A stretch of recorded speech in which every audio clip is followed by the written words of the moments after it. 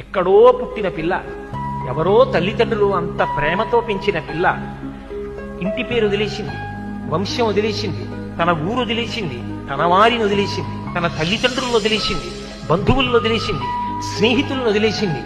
ముక్కు ముఖం తెలియని నా కొడుకు చిటికిన వేలు పట్టుకుని నా ఇంటికి వచ్చింది. తాను మరణ సదృశమైన వేదన పొంది ప్రసవాన్ని పొందింది. నేను తాతనయ్యానని తాను పొంగిపోతాను. నా వంశాన్ని నిలబెట్టింది. మా మామగారు బాగుండాలని కోరుకుంది, మా అత్తగారు బాగుండాలని కోరుకుంది. తాను నోము చేస్తే, వ్రతం చేస్తే నా భర్త దీర్ఘాయుష్మంతుడు కావాలని అడిగింది. నిద్ర లేచి మంగళసూత్రం కళ్ళకద్దుకుంటే మా ఆయన బాగుండాలని కోరుకుంది. నా కొరకు ఆమె ఏం అడగల.